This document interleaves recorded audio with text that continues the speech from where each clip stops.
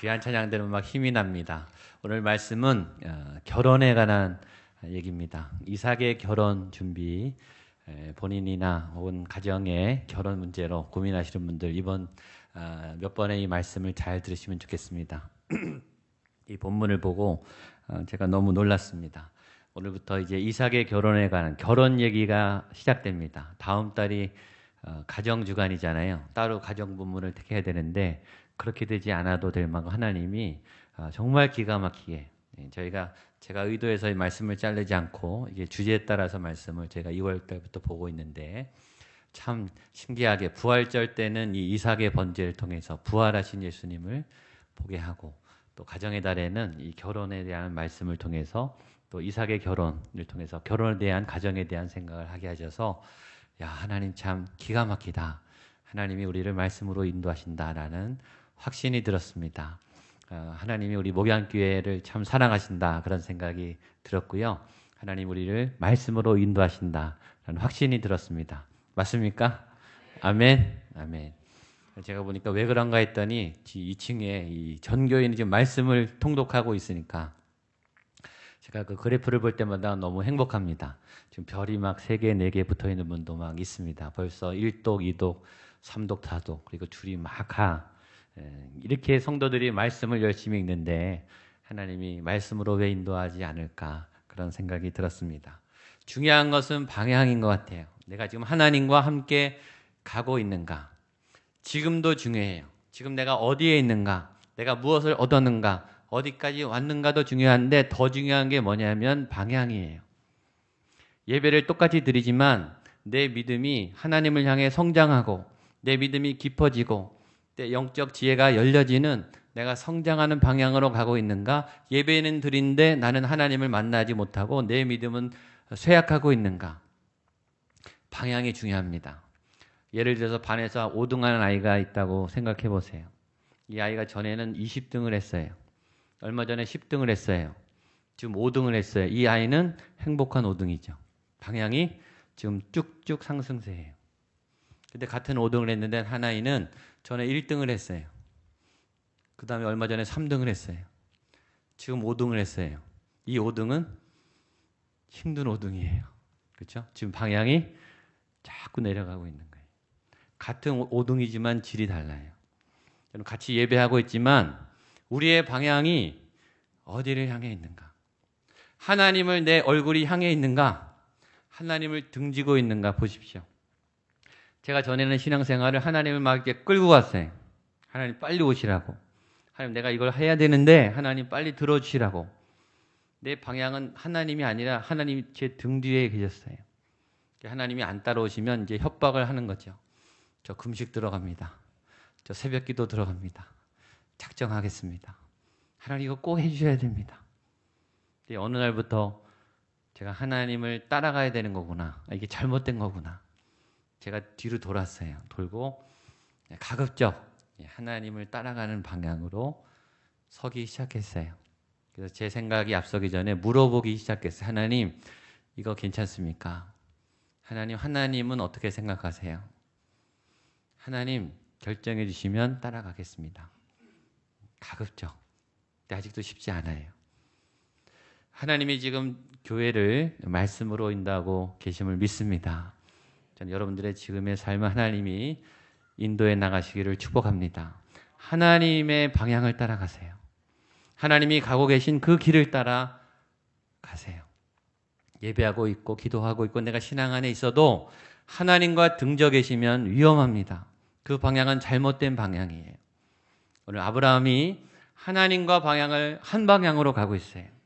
그래서 하나님이 아브라함에게 범사의 복을 주셨더라. 이게 하나님과 함께하는 사람, 하나님과 함께 방향을 갖고 있는 사람의 특징이에요. 저는 이 복이 오늘 저와 여러분에게 넘쳐나기를 축복합니다. 그렇게 오늘 말씀이 시작합니다. 1절입니다. 시작. 아브라함이 나이가 많아 늙었고 여호와께서 그에게 범사의 복을 주셨더라. 아브라함이 잘 따라왔습니다. 하나님을 잘 따라왔어요.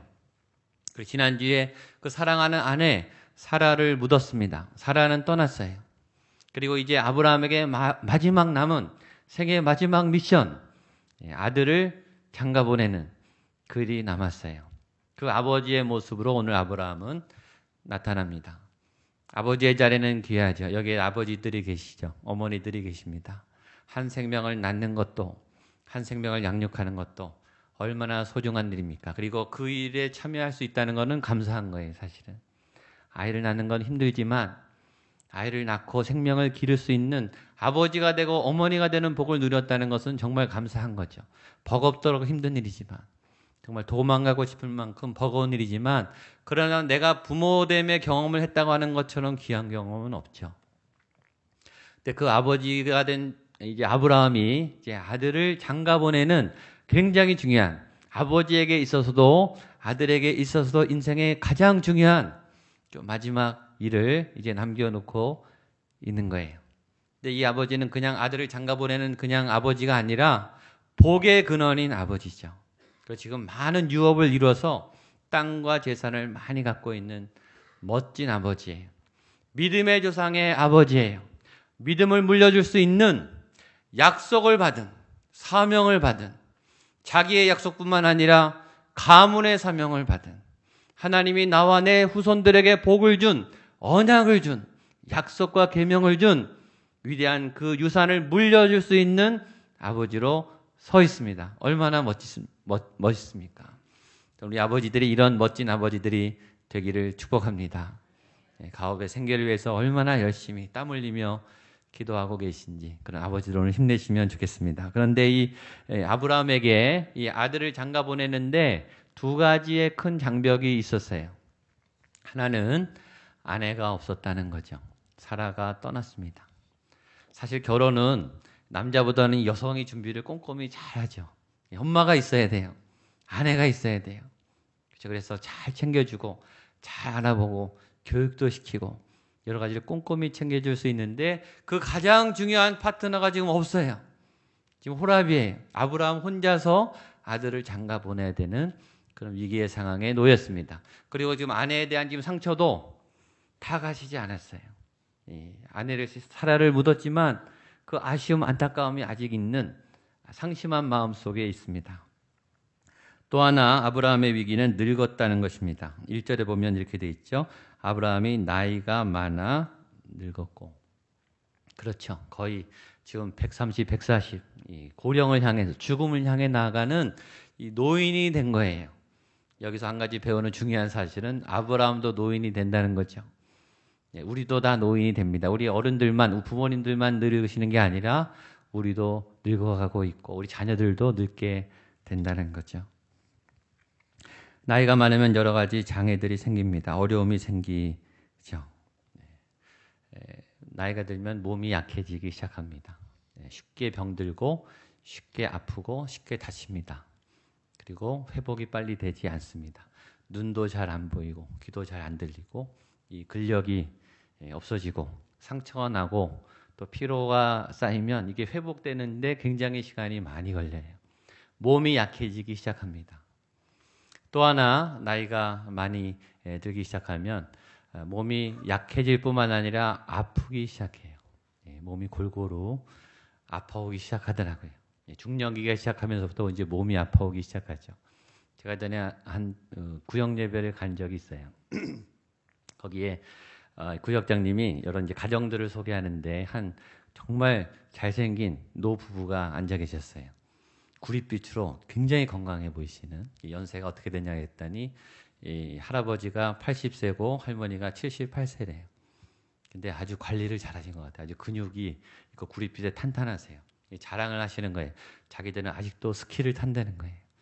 스키를 타러 가신다 그러더라고요. 그만큼 저도 스키를 못 타는데 스키를 타러 겨울마다 가신대요. 이 기도 제목이 뭡니까? 할아버지 할머니 기도 제목이 뭡니까? 그랬더니 목사님 제발 아프지 좀 않게 해주세요. 그 연세가 되면 그렇게 된다 그러시더라고요.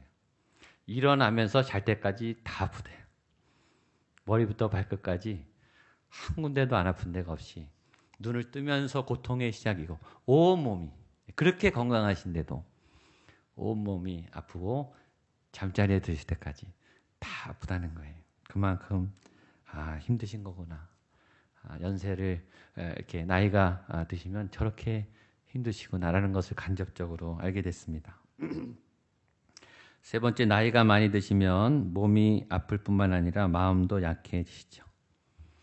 뭔가 자신감이 떨어지세요. 확신이 떨어지세요. 그리고 잘 삐지시죠. 잠깐 신경 안 써드리고 전화 잠깐 늦게 해드리고 연락 잠깐 늦게 하면 자기를 빼신 것처럼 알고 굉장히 섭섭해하시고 또 막 투정도 부리셔요. 마음이 약해지셨기 때문입니다. 그래서 어르신들을 저희가 사실은 잘 살펴야 되는데 잘하지 못하는 것 같습니다. 귀한 부모님들, 우리 노부모님들 잘 챙겨드려야 될 것 같습니다. 그런 위기에 있는 아브라함에게 하나님께서 은총을 주셨어요. 아브라함이 그렇게 아내가 없고 나이가 많아서 힘든데 어떤 복을 주셨나? 놀라운 복을 주셨습니다. 여기 보면 여호와께서 그에게 범사의 복을 주셨더라 이렇게 되어 있습니다. 저는 이 복이 오늘 여러분에게 임하기를 축복합니다. 여러분 이게 복 중에 제일 좋은 복이에요. 범사의 복. 그냥 하는 것마다 잘 되는 거예요. 하는 것마다 술술 풀리는 거예요. 이것처럼 좋은 복이 어디 있어요? 막힘없이 그냥 하면 되는 거예요.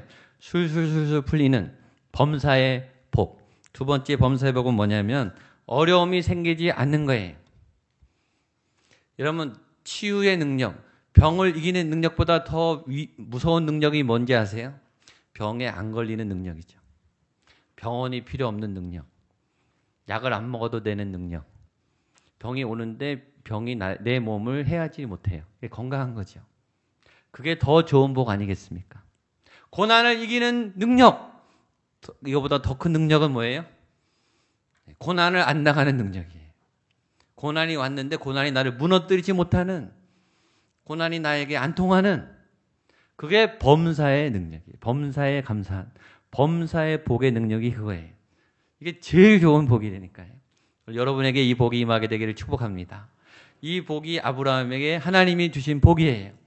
나이 많아 노년에 힘들고 어려울 때 외로운 아브라함에게 하나님께서 이 복을 주셨습니다. 두 번째, 아브라함은 그래서 이 문제를 아내와 상의할 수 없기 때문에 늙은 종에게 부탁을 합니다. 2절입니다. 시작. 아브라함이 자기 집 모든 소유를 맡은 늙은 종에게 이르되 청하건대 내 허벅지 밑에 내 손을 넣어라. 여기 또 하나의 복이 나옵니다. 범사의 복, 하나님께서 주시는 범사의 복 중에 들어가는 또 하나의 복은 믿을 수 있는 사람이에요. 특히 도움이 필요할 때 그 도움을 갖고 내 곁에서 나를 도와줄 수 있는 적절한 도우미를 만나는 복이죠. 오늘 여러분에게 이 복이 있기를 축복합니다. 그 외롭게 혼자 장가를 보내야 하는 아브라함 옆에 누가 있었는가? 늙은 종이 있었어요. 근데 이 종은 그냥 종이 아니라 믿음이 가는 종이에요. 왜냐하면 본문에 보면 여기 아브라함이 자기 집 모든 소유를 맡겼다 이렇게 되어 있습니다. 여러분 돈을 아무에게나 맡깁니까? 돈은 아무에게나 맡기지 않죠. 돈은 믿을 수 있는 사람에게 맡깁니다. 주로 가족이에요. 여러분 가족에게 다 맡기세요? 믿는 만큼 맡깁니다. 가족끼리 부부도 서로 이렇게 조금씩 숨겨놔요. 비자금이 있다고요. 믿을 수 있는 사람에게 다 맡기는 거예요. 그러니까 그만큼 이 늙은 종은 아브라함에게 신실한, 믿음이 가는, 다 맡길 수 있는, 그리고 배신할 염려가 없는, 믿음이 가는. 늙었다는 의미 속에 있는 것은 지혜롭다는 뜻이에요. 굉장히 지혜롭고 여기서 지혜는 하나님의 지혜를 의미합니다. 그러니까 믿음이 좋아서 하나님의 길을 따라갈 수 있는 노련한, 그리고 믿음이 가는, 배신하지 않는 충성된 도우미가 아브라함 옆에 있었다. 여러분 이 두 가지를 보세요. 아브라함이 지금 나이가 많아요. 이거 위기죠. 아내가 없어요. 더 큰 위기예요. 이 문제죠. 그리고 이삭을 결혼시켜야 돼요. 우리는 문제를 보면 절망해요. 아 힘들겠구나. 아 어렵겠구나. 내가 어떡하지? 하나님은 범사의 복을 주셨어요. 무슨 말이냐? 위기와 고난이 있지만 하나님은 이 위기와 고난을 이길 수 있는 복과 사람을 보내주신다. 아멘. 네, 오늘 여러분에게 이 길이 열릴 줄로 믿습니다. 그러면 어려움을 보지만 어려움을 너무 묵상하지 마세요. 여기 너무 끌려다니시면 이쪽이 안 보여요. 이쪽을 자꾸 보면 못할 것 같아요. 그러면 안 됩니다. 정말 안 될 거라고 믿으면 안 되기 시작해. 그러면 큰일 나요. 이 어려움도 있지만 아브라함에게도 어려움이 있었어요. 다 피해간 게 아니에요. 그러나 이 어려움을 이길 수 있는 더 큰 하나님의 긍정과 빛과 희망의 복과 하나님의 사람들이 있었다. 오늘 여러분에게 이 자원이 있음을 믿으십시오. 그래서 오늘 여기 오게 하신 거예요. 여러분에게 자원이 있다. 하나님의 도움이 있다. 하나님의 사람이 있다. 그리고 해결할 수 있다. 아멘. 아멘. 그래서 문제를 해결하는데 이제 결혼을 준비합니다. 오늘 말씀의 핵심이에요. 아브라함에게 결혼에 대한 원칙이 있었습니다. 3절 4절입니다. 시작. 내가 너에게 하늘의 하나님 땅의 하나님이신 여호와를 가리켜 맹세하게 하노니 너는 내가 거주하는 이 지방 가나안 족속의 딸 중에서 내 아들을 위하여 아내를 택하지 말고 내 족속에게로 가서 내 아들 이삭을 위하여 아내를 택하라. 여러분 여기에 가정의 원리와 결혼의 원리가 있습니다. 잘 들으세요. 아브라함이 세운 원칙이에요. 아브라함이 세운 원칙이지만 성경에 기록되어 있기 때문에 하나님의 원리예요. 아브라함이 원리를 받았어요. 결혼에 대한 묵상하다가 내 아들을 향한 이삭의 결혼을 위해서 열심히 묵상하다가 원칙을 찾았어요. 그리고 원칙을 오늘 3가지를 세워나갑니다. 이 원칙을 잘 기억하셔야 돼요. 여러분 원칙을 세우셔야 돼요. 기초를 세우셔야 돼요. 틀을 만들어야 돼요. 중요한 것일수록 그래요. 그렇죠? 오래 가야 될 것일수록 원리가 원칙이 중요해요. 믿음에는 원칙을 세우셔야 돼요. 내가 하나님을 어떻게 믿겠다. 가정을 세우는데 원칙이 필요해요. 결혼의 원칙, 자녀 교육의 원칙이 있어야 돼요. 중요한 걸수록 그렇죠. 그리고 그 원칙은 가급적 최대한 지키셔야 되죠. 원칙은 잘 세워요. 우리의 문제는 원칙을 지키지 않아요. 한국교회 문제는 거기에 있죠. 한국 사회가 어지러운 이유는 원칙이 없어서 법이 없어서가 아니죠. 법을 피해가고 넘어서는 원칙을 비껴나가는 수많은 타협들이 있었기 때문이에요. 원칙을 세웠으면 원칙을 지켜야 되죠. 굉장히 어려워요. 중요한 원칙일수록 미혹이 많아요. 중요한 원칙일수록 타협할 수 있는 그런 기회가 많이 와요. 오늘 아브라함을 통해 우리에게 주는 가정의 원리, 결혼의 원리, 이 원리를 여러분 가정 가운데, 교회 가운데 잘 세우게 되기를 축복합니다. 결혼의 제1원칙, 제일 중요한 원칙은 하나님의 방향이에요. 3절과 7절입니다. 시작. 내가 너희에게 하늘의 하나님, 땅의 하나님이신 여호와를 가리켜 맹세하게 하노니 너는 내가 거주하는 이 지방 가나안 족속의 딸 중에서 아내를 택하지 말고. 7절입니다. 하늘의 하나님 여호와께서 나를 내 아버지 집과 내 고향 땅에서 떠나게 하시고 내게 말씀하시며 내게 맹세하여 이르시기를 이 땅을 내 씨에게 주리라 하셨으니 그가 그 사자를 너보다 앞서 보내실지라 내가 거기서 내 아들을 위하여 아내를 택할지니라. 아멘. 결혼을 준비를 시작하면서 아브라함이 제일 먼저 꺼낸 말은 하나님이에요. 이삭하고 상의하지 않았어요. 하나님하고 먼저 상의했어요. 그리고 종에게 부탁해요. 너는 하늘의 하나님을 따라가라. 하나님의 방향을 따라가라. 제가 목회를 하고 또 살아가면서 많은 경우 신앙이 좋고 교회에서는 사역을 잘 하시는데 이상하게 결혼 문제만 나오면 예외예요. 결혼은 자기 마음대로 하시려고 하세요. 가정 문제에 관한 한, 자녀의 문제에 관한 한은 못 건드려요. 자기들 생각대로 하시려고 해요. 여러분 모든 것에 하나님이 주인이시죠. 그 말은 내 결혼에도 우리 가정에도 우리 자녀에도 하나님이 주인이라는 말입니다. 하나님의 주권, 하나님의 인도하심, 하나님의 통치는 우리 결혼과 가정에도 합당해요. 물론 내가 사랑하는 사람, 내 마음에 드는 사람, 내가 결혼할 거니까, 내가 살아야 될 거니까 중요해요. 여러분 하나님은 인격적이세요. 그 의견을 왜 들어주지 않겠습니까? 들어주시죠. 내 의견은 중요한데 그러나 더 중요한 것은 하나님의 인도예요. 그게 더 우선시되어야 한다는 것입니다. 부모의 의견도 너무 중요해요. 다 중요합니다. 그러나 하나님이 1순위가 되셔야 해요. 제가 전에 부부학교 이렇게 그룹 워크숍을 하고 이렇게 상담을 할 때 한 권사님이 본인 공개적으로 이렇게 얘기하셨어요. 내 아들의 배우자, 며느리를 위해서 본인이 기도하고 계시대요. 그래서 저는 목사님 제 며느리가 제 마음에 드는 며느리가 되기를 위해서 기도하고 있습니다. 제 마음에 딱 드는 며느리가 들어올 수 있도록 저는 기도하고 있습니다. 그렇게 말했어요. 저는 잘못 들은 줄 알았어요. 목사님, 아드님의 마음에 드는 분을 기도하신다는 말이죠? 그랬더니 아니래요. 아들에게는 상관없고 내 마음에 드는 며느리가 와야 된다고 하시는 거예요. 그래서 제가 아닙니다. 그래도 아드님 의견을 들으셔야죠. 아니래요.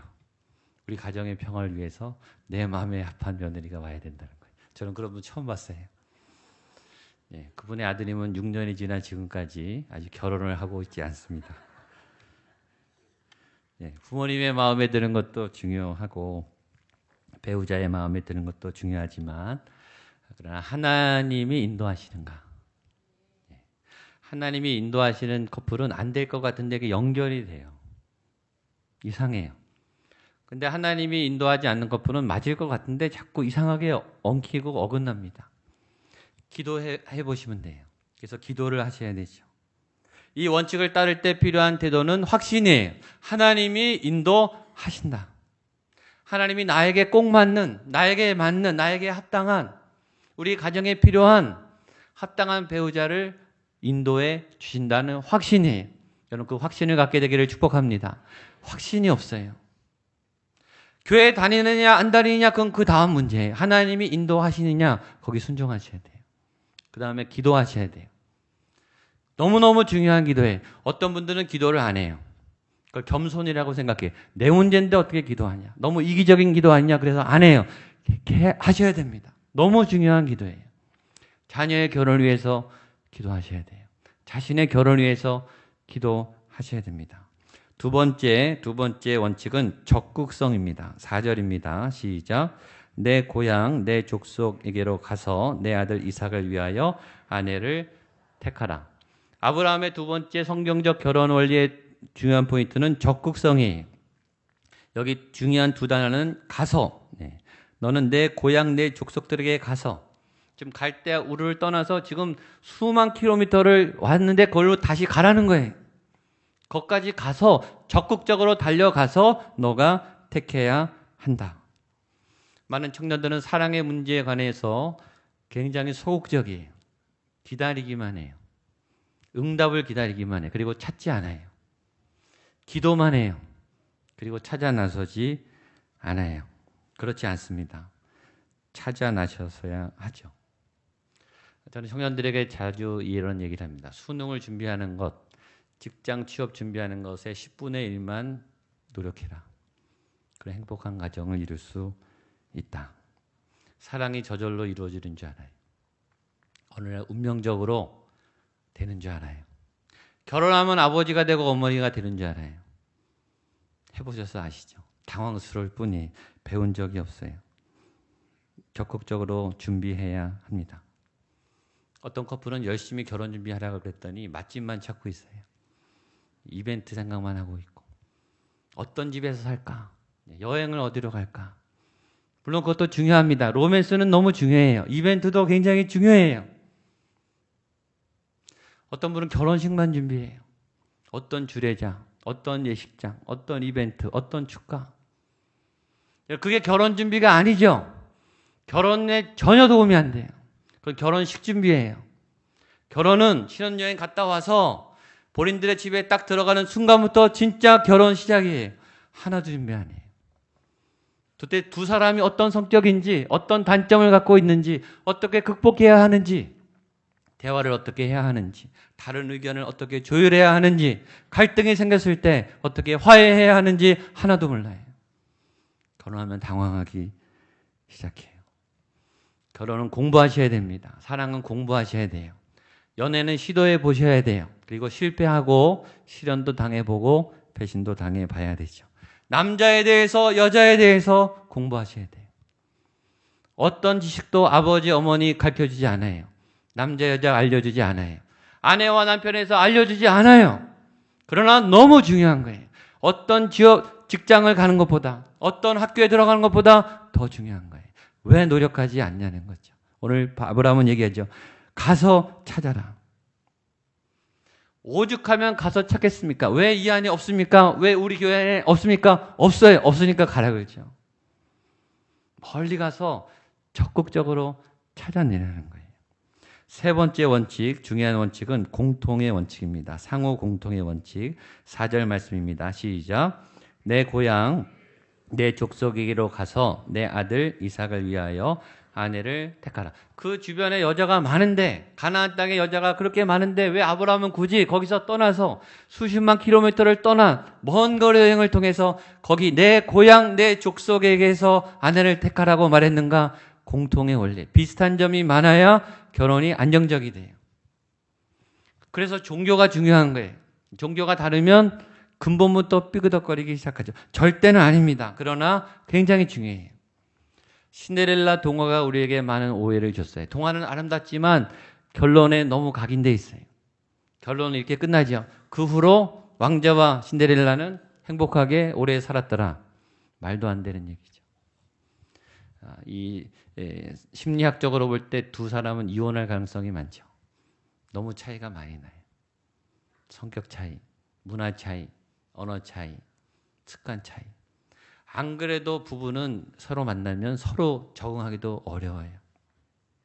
다른 점이 많을수록 이게 힘들어지는 거죠. 물론 사랑으로 극복해 나가는 거죠. 그러나 차이가 많으면 위험 가능성이 많습니다.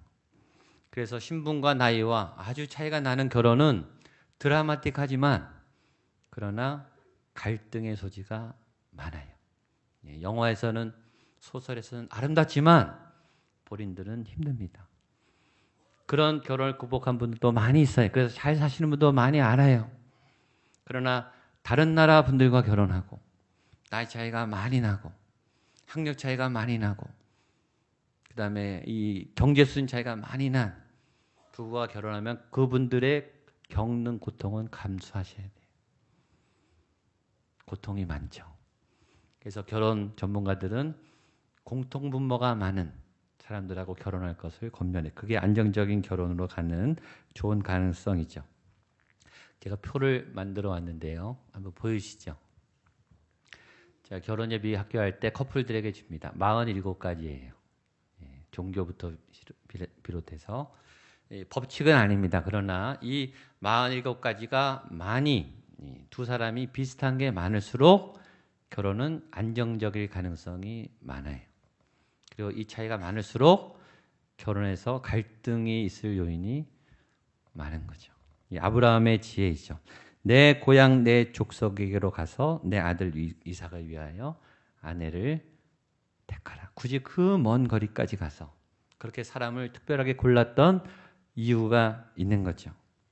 그 다음에 원칙에 위배되는 것에 대해서 아브라함이 마지막 얘기를 합니다. 5절, 6절, 8절입니다. 시작. 종이 이르되 여자가 나를 따라 이 땅으로 오려고 하지 아니하거든 내가 주인의 아들을 주인이 나오신 땅으로 인도하여 돌아가리이까. 아브라함이 그에게 이르되 내 아들을 그리로 데리고 돌아가지 아니하도록. 8절입니다. 만일 여자가 너를 따라 오려고 하지 아니하면 나의 이 맹세가 너와 상관이 없나니 오직 내 아들을 데리고 그리로 가지 말지니라. 종이 지혜로운 종이 만약의 경우, 그렇죠? 가서 합당한 여인을 찾았는데 그 여인이 이리로 안 오면 어떡합니까? 대부분 안 오겠죠. 그 먼 거리를 왜 오겠습니까? 종이 물어봤어요. 그 여인을 찾긴 찾았는데 안 온다면 어떻게 합니까? 아브라함은 단호해. 그러면 그 짝은 아니다. 왜냐? 하나님이 나에게 약속을 주셨고 이 땅에서, 이 가나안 땅에서 우리 후손을 번창하게 한다고 약속하셨다. 하나님이 너보다 앞서서 분명히 인도해 주실 것이니 그 여인을 찾아라. 안 온다면 그 여인은 아니다. 원칙을 바꾸지 않죠. 하나님이 주신 그 결혼의 원리를 타협하지 않아요. 오늘 이 중요한 원리가 우리 가정의 원리가 되기를 축복합니다. 그래서 오늘 범사의 복을 받는 그런 애가 있기를 축복합니다.